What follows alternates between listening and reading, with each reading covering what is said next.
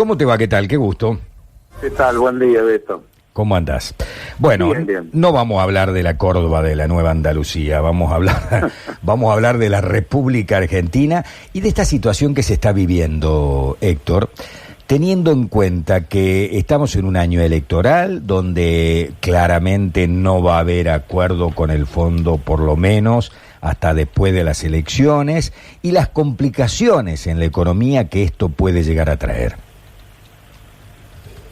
Sí, efectivamente, Beto, yo creo que al igual de cuando fue la negociación con los tenedores de bonos bajo legislación extranjera, esta negociación tarde o temprano va a llegar a buen puerto. Creo que sí pueden, como bien vos lo señalas, estar teniendo preeminencia algunas cuestiones políticas, dado el año electoral, para cierta dilación, pero por lo que se ve y por lo que uno trata de ver entre líneas, las negociaciones van avanzando. El ministro Guzmán está siguiendo una hoja de ruta, quizás con alguna demora, lo cual puede traer algunos contratiempos en materia económica, pero el resultado final va a ser un acuerdo. Ambas partes no es que lo deseen, lo necesitan.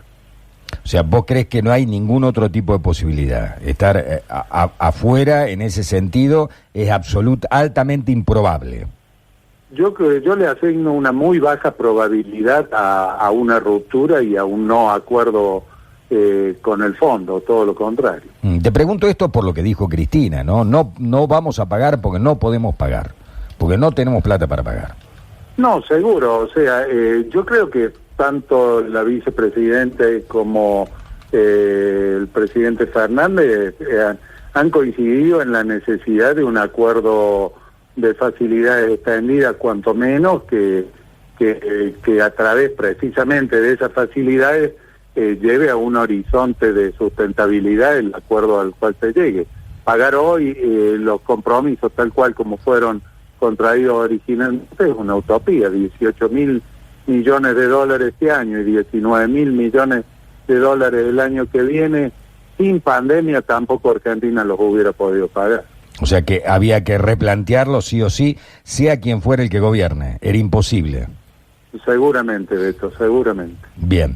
El otro tema que surgió este fin de semana es una crítica por el nivel de endeudamiento del Banco Central, o sea, la cantidad de pesos que se están emitiendo para poder bancar todo esto que estaba transcurriendo, ¿no?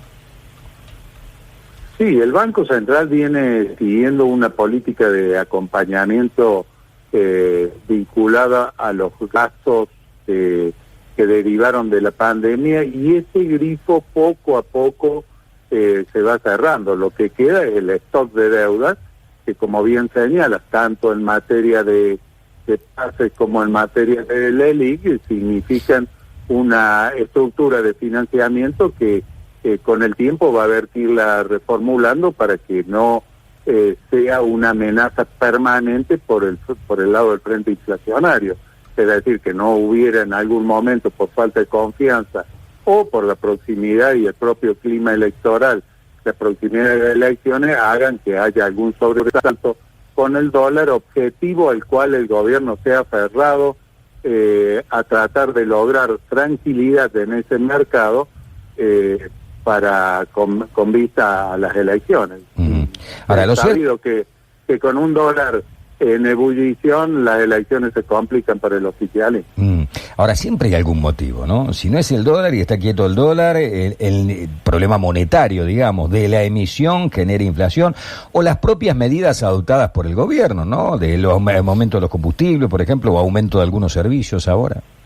No, seguro. Una economía, para que no tenga esos sobresaltos, tiene que entrar en una senda de crecimiento sostenido y sustentable en el tiempo, para lo cual necesita atraer inversiones, consolidar inversiones no de portafolio, sino inversiones productivas que garanticen la creación de puestos de trabajo, la creación de riqueza y el autofinanciamiento del aparato estatal. Estamos lejos todavía de conseguir esos objetivos que vienen demorados por años por falta de reformas estructurales, y sobre eso el mazazo que significó la pandemia. va a pasar con el dólar? Vos decías, el gobierno sabe que tiene que mantener el dólar planchado o bajo o en baja, porque si no se le va a dificultar mucho la cuestión electoral. Pero esto va a significar un atraso cambiario que después va a haber que corregir. ¿Cómo lo ves ese tema? Eso hay que ver cómo se comportan los precios. Por ahora el gobierno tiene fichas a favor en el sentido de que vienen los meses de mayor liquidación de divisas por parte del complejo sojero, lo cual le trae un ingreso importante, máximo con los precios internacionales de la soja, que ha llegado a niveles más que interesantes. El problema está planteado de julio, agosto en adelante, en donde la cuestión estacional va a jugar en contra y donde la proximidad y las expectativas que genera un año electoral, si se encuentra con una inflación que no ha podido calmarse, puede haber alguna fermezón. Bien, bueno, vamos a ver cómo termina la historia entonces. Héctor, impecable, como siempre, muchísimas gracias. Un gusto, Beto. Saludos a tu audiencia y un abrazo para todos.